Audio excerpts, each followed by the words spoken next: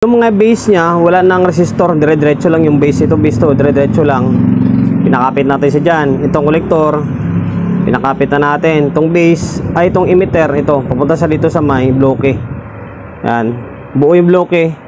Ito, stock ito. Tapos ito yung dinagdag natin. Base, kailangan magkadugtong silang dalawa. Tapos itong emitter, ito rin, magkasama rin sila rito. Tapos yung kolektor, yan, ininang natin, jumper, alambre. For today's video, bali ito na yung ni-reels ko na concert na EB502 na sabi ko 4 pairs yung nakakabit na transistor, pero 2 pairs lang yung gumagana. Nakita ni Bossing nakita ni Bossing yung reels ko, ayan, dinadagdagan tuloy yung trabaho ko. Sabi niya baklasin na lang yung dinagdag na transistor na hindi naman gumagana, and then kumpletuhin na, bali magiging 4 pairs na talaga yung magkaroon ng function. Ayun, dapat di ko na ni-reels para hindi na madagdagan yung trabaho ko. Ito yung mission natin for today's video. EB502 na Japik, 2 pairs, ginawang 4 pairs. May mga dami na transistor. Bali ko kumpletuhin natin. Gagawin natin siyang 4 pairs. Ipapakita ko sa inyo para magkaroon kayo ng idea na once na meron kayong ganitong klaseng unit, or kung sakaling magre-repair kayo na sa mga kapwa nating technician na medyo bago-baguhan pa lang, at least alam yung idea or kung paano gagawin sa pamamagitan ng video natin. May-ari nito ay si Sir RJ ng taga Manila. Yan, ali dalawang unit na pinagawa sa atin, yung isang OD na power amp, and then pangalawa itong EB502A niya na merong dami transistor. Ito yung mission natin for today's video, na sana, hindi lang sana, siyempre papakita ko sa inyo na kung paano siya gawin na 4 pairs na. Bago natin ito simulan, siyempre promotion muna tayo agad sa mga hindi pa nakapag-follow, paki-follow, and then siyempre paki-share ng video natin sa my Facebook, YouTube channel. Sa mga hindi pa nakapag-subscribe, paki-subscribe, like, share, and then siyempre paki-hit ng bell button sa gilid para updated ka sa mga susunod na video na i-upload ko. So ngayon, simulan natin. Bali, babaklasin ko lang muna itong board para mapakita ko sa inyo kung ano yung mga sikreto rito. So ngayon, stay tuned lang kayo. Binaklas ko na yung board.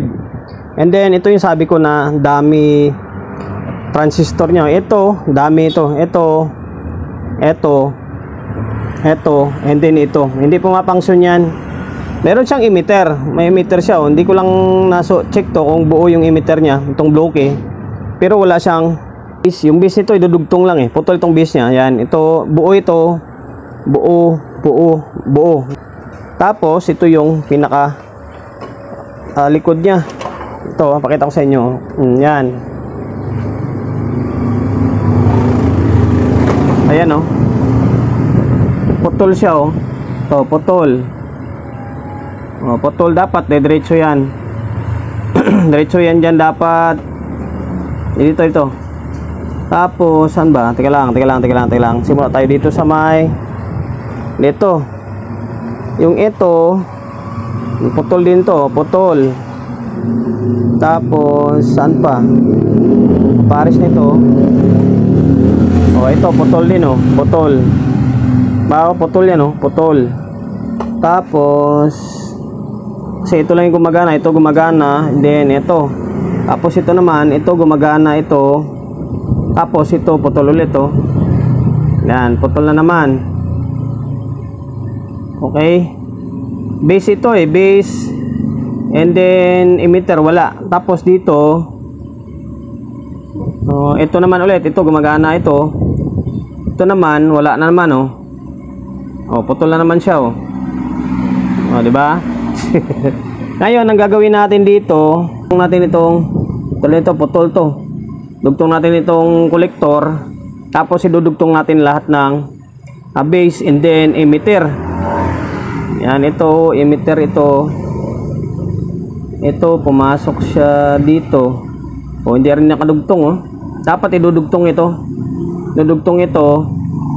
Tapos, yung ito, ganun din to. Dapat dudugtong din. Yung emitter. Putol din siya, Yung base niya, dire-diretso lang. Walang resistor ang ginamit sa my base. Diretso lang yung kanya.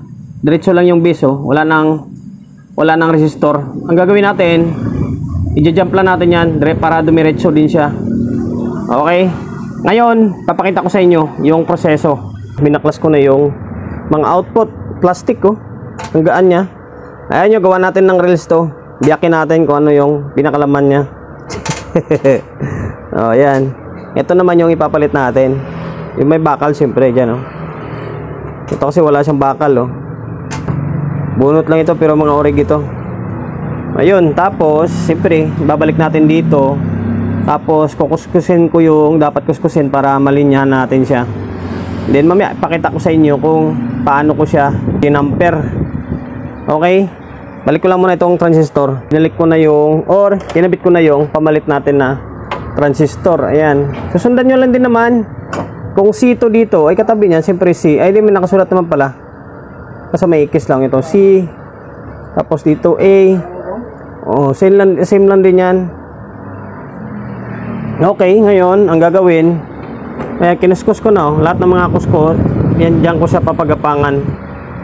Yung kinuskus ko na ditong side, pag nasa kaliwa, pag pinataob mo to, kaliwa to, base to, tapos ito, emitter. Yun, papunta to dito sa may bloke. Okay, yung sa gitna, yan yung kolektor niya, supply yan. Same din dito, kasi naputol to, base din ito. Itong gitna, kolektor, wala rin. Supply. Tapos yung emitter, oh, dito ko siya papagapangin. Basta lahat na may kuskus. Oh, same din dito. Papagapangan na lang natin siya. Okay?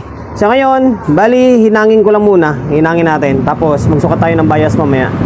Na-jump ko na yung dapat i-jumper. Yan. Yung mga base niya, wala nang resistor. Dire-diretso lang yung base. Ito base to, dire-diretso lang. Pinakapit natin siya dyan. Itong kolektor, pinakapit na natin. Itong base, ay itong emitter, ito, papunta sa dito sa may bloke. Yan. Buo yung bloke. Ito, stock ito. Tapos ito yung dinagdag natin. No. Base, kailangan magkadugtong silang dalawa. Tapos itong emitter, no, ito rin, magkasama rin sila rito. Tapos yung kolektor, yan, ininang natin. Jumper, alambre. Same din dito. Ito naman, oh, base. Jump, papunta sa dyan. Magkakasama sila ng isa, yung stock. Tapos itong emitter, oh, kakasama sila dito, papunta sa may bloke. Okay, tapos dito sa ilalim, ganun din, gapang-gapang din. Ito, base ito, papunta siya dito. Kailangan pa-jumperan mo to. Tapos itong emitter, oh, jump din. Tapos yung kolektor, kailangan magkakasama. Oh, ito parang dinahinang na maayos. Sinangin ko lang na maayos ito. Dito, dyanam ko na rin, oh. So ngayon, magsukat ako ng bias. Teka lang. Naka-plug in siya. Oh. Yan, musok ba? Oh, yan, nag-relay siya. Nagre-relay naman siya, eh. Okay naman to, wala naman ng problema ito, eh. Kumaandar naman talaga ito. Oh, kailangan na talaga gawin is pinadagdagan lang sa atin, eh, bossing ng output. Ayun, oh, magalaw na siya, oh. O, dito muna ako sa may kabila para hindi tayo mag-ikot ng test prod. O, meron na siya, oh. O. Dito, same lang yan, siyempre. Tapos, madako tayo sa may baba.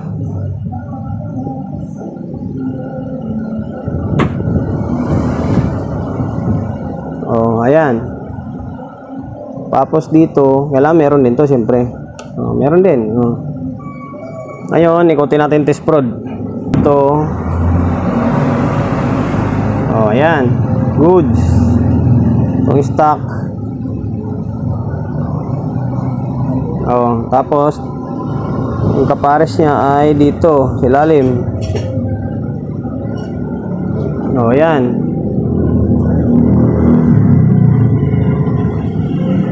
Okay. Oh, ayan, oh. So ngayon, bali okay na ito. Ngayon lang naman guys, yung may tuturo ko na diskarte.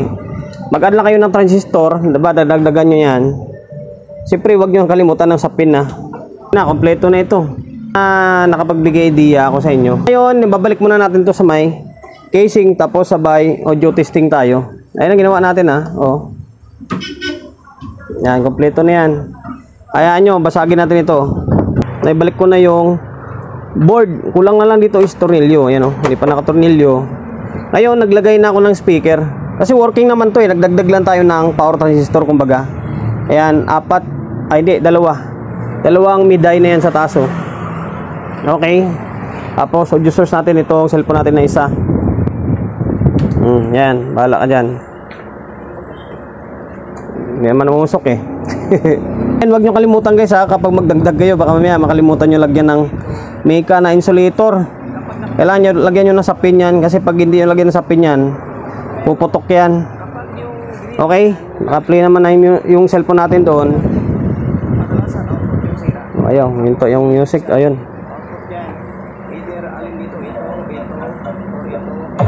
Yan oh.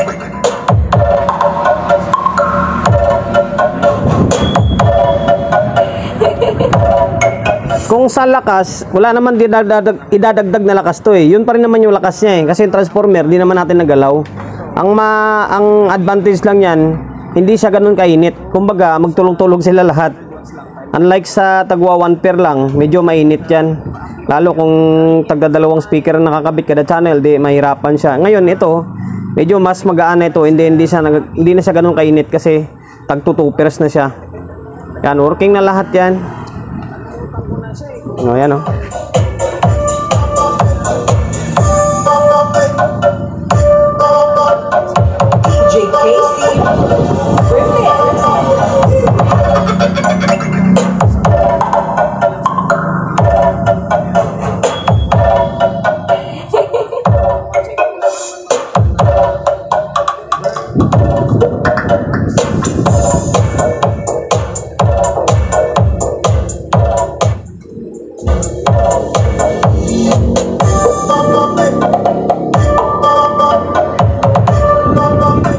Hanggang dito na lang guys.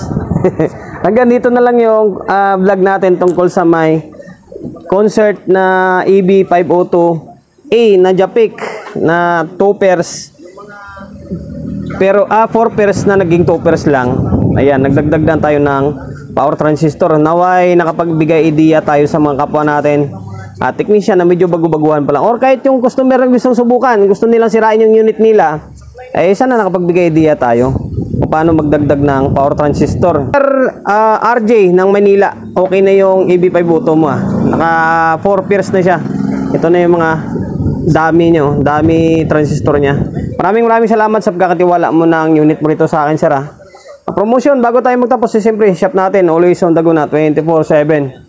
Sa mga gustong magpa-prepare along sa Uyo, Quezon City, number 61, Don Julio, Gregorio Street, sa Uyo Road, sa Uyo, Quezon City. Social media pages natin, sa mga hindi pa nakapag-follow, paki-follow, and then siyempre paki-share ng video natin sa my Facebook, YouTube channel. Sa mga hindi pa nakapag-subscribe, paki-subscribe, like, share, and then siyempre paki-hit ng bell button sa gilid para updated ka sa mga susunod na video na i-upload ko. Ingat, God bless, and then peace sa atin lahat.